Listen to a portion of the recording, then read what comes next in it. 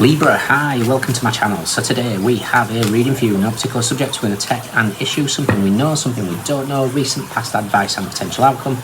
At the end, there will be an opportunity for an extended where we'll dive in deeper. You can watch this for Libra, Sun, Moon, Rising, Venus, Mars, Mercury, North Node, or Vertex for that matter. Or if any of those planets are currently transiting your 7th house, this could be for you. Thank you, however you support the channel, very much appreciated. Cross-watchers, you're more than welcome. Message may well be for you. All information is in the description box, including website link for private reads, where there's still an offer on 25% off for July. I don't know how many's left, maybe 1 or 2 Sunday, Monday, Tuesday. I don't know, you'll have to double check if you're interested.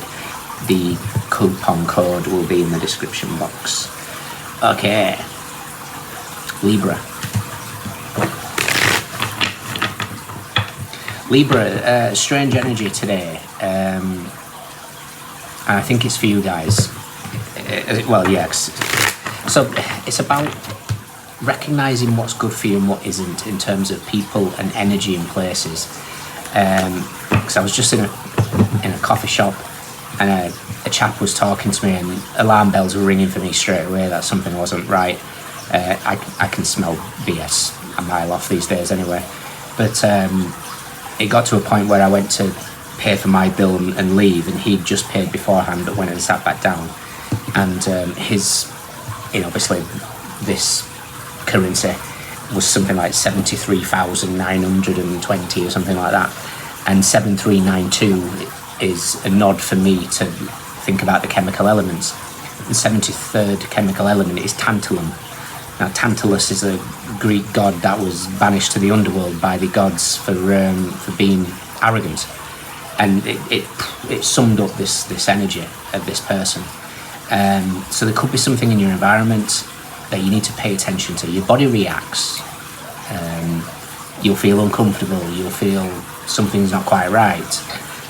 Your guides, they used to sing to me if I was ever interested in a girl, and the girl was certainly not for me, they would sing to me, Runaround Sue, stay away from Runaround Sue. So there's something here that's, you're being asked to pay attention to the energies around you. What do the energy? Daughter of Wands, the Page of Wands. There's an energy of playfulness here. It's childlike, it can be immature, but let's see. What do we know? I knew he was going to show up. Literally, just as I pulled the first card, I heard Asmodeus is back. And King of Wands in the occult tarot is Asmodeus, the demon of lust in the 7 deadly sins. Lust doesn't have to be sexual. Lust can be anything that's just no good for us. What don't we know? Recent past. Advice.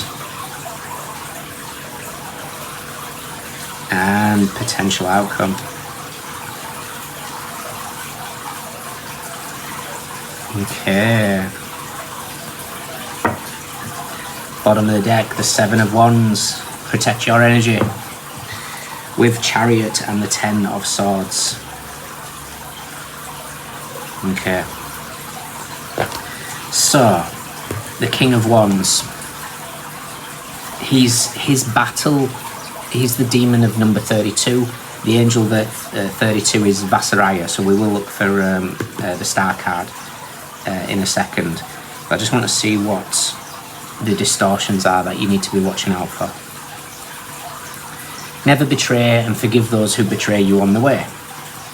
Lack of clemency, difficulty forgiving, lack of wisdom and goodness, difficulty or incapacity to plan, think, find solutions, solve problems, revenge, unfair, dishonourable, resentful, bears a grudge, guilt, accusation, condemnation, flees when faced with responsibilities, difficulty discerning good from evil, resists evolving, nourishes harmful intentions towards others, puritanical, moralistic, harmful influence, illness that can worsen, focuses on bad memories, presumptuous, impolite, ill-mannered, proud, materialistics.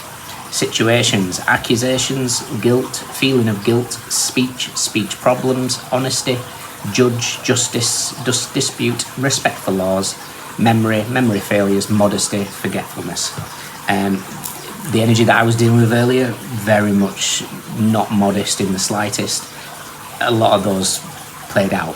So the energy of Asmodeus is back for some reason. Pay attention to your body. What we're not aware of is the page of coins, the Daughter of Coins.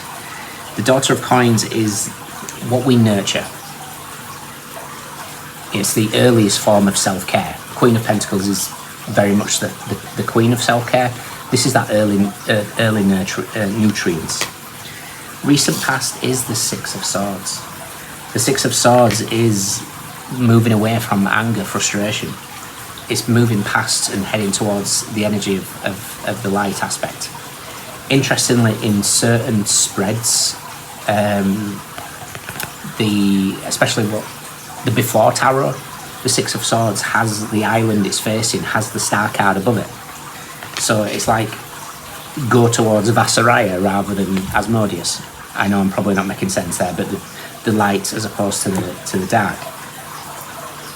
The qualities, capacity to forgive, goodness, benevolence, modesty, kindness, understanding the meaning of ordeals, helps frees us from feelings of guilt, nobility, uprightness, elevated sense of justice, gifted speaker, deep listening that allows compassion and empathy, grants access to cosmic memory, knowledge of good and evil, generous mentality. So this is about recognizing discernment, recognizing where your body's going, something's not right, recognizing what your energy is trying to reject. If this isn't a person, it's something. It could be a habit. Advice. The advice is the Two of Cups. The Two of Cups as advice is what's for you doesn't have to be forced. The Light Seers Tarot's Two of Cups, I love that. It's kind of like the holding hands, but they're not gripping, and the water's pouring equally through it.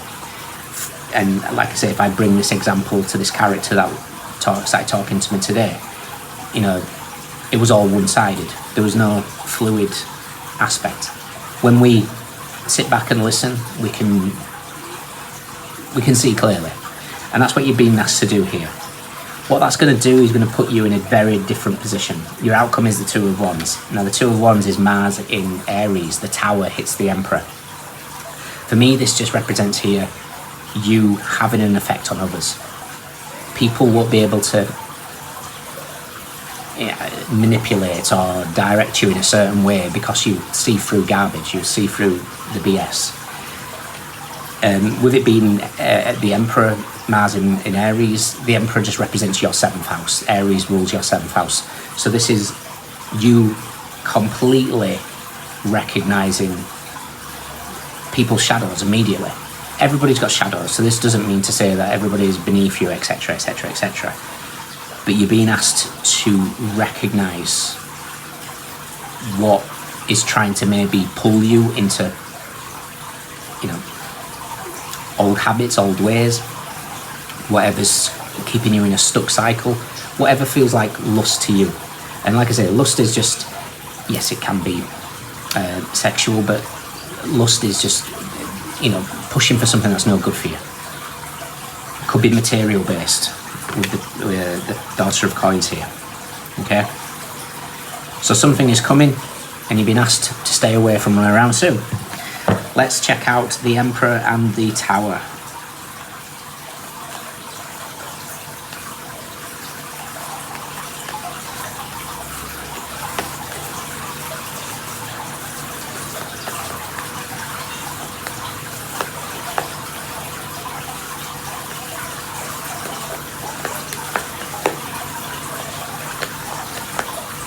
Emperors with the Fool and the Seven of Cups. Okay? So this energy, this Emperor, doesn't have to be an Emperor, doesn't have to be male, masculine energy. It's something that feels, again, not modest, not humble, is really showing you something here, because Venus in Scorpio, Empress meets Death. Death is wedged between the Emperor and the Empress here. The King of Wands is 2 parts Sagittarius, 1 part Shadow Scorpio, which is Death. I've already gone past him, I will look in a second. Star card is with the Knight of Swords and the Hierophant. Okay, so again, there's an emphasis here of what you've been taught whilst Uranus was in Taurus. Taurus rules your 8th house, death, intimacy, connection with others. Lust is part of that energy as well. Always go back to the breath. If you feel like you're over exhilarated in some format here, bring it back to the breath. We can see the ribs here of the Hierophant. How fascinating. And the Tower is with the 7 of Coins and the Temperance card. So something's shaking up here. The two parts of the King of Wands energy with the Tower is shaking up the Devil of Asmodeus. And it's because of that last deacon that we had in Uranus. We will go back. 7 of Pentacles is Saturn in Taurus, final deacon of Taurus. It's in Gemini now in your 9th house, but we're going to move backwards into your 8th house again by the end of the year.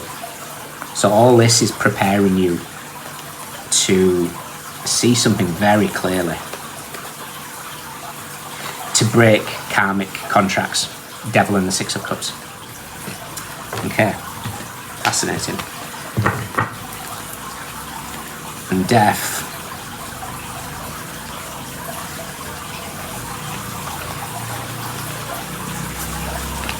The shadow aspect of the King of Wands is with the Alchemist and the 3 of Cups. So it's something in your environment. Death and the 3 of Cups is endings to friendship groups, relationships, situationships, friends with benefits type of thing. This could be like, no, I don't want it anymore, I'm not going to be used. Whatever it is for you individually. It could be polyamorous relationships that just don't suit you. Again, it's going to be individual. But something here is showing you clearly what doesn't work for you. Okay? High Priestess straight afterwards. Trust your inner monologue here. Okay, so protect your energy. Know your body so well that you notice the cues. This could be feeling irritable. This could be feeling uneasy. Body shakes, ears ringing, sweating. So many things that could give you the little nod to say something isn't right. Because you've been taught serious discernment here. Okay? Fascinating. In your extended, we're just going to clarify these, dive deeper into it. But yeah, you've got this. Keep away from Runaround Sue. Nice and easy. Simple. Okay. We have Mercury in Aquarius, Venus in Cancer, Mars in Aries, Mars in Leo, Cancer, Sun in Gemini, Leo, Sagittarius, Leo, Mercury in Sagittarius, Sun in Virgo, Jupiter in Capricorn, Moon in Aquarius, Moon in Sagittarius, Pisces. We have Wands, we have Swords, we have Cups, we have Pentacles. Everyone's here. Those who stand out, let me know. Take care. See you soon. Bye.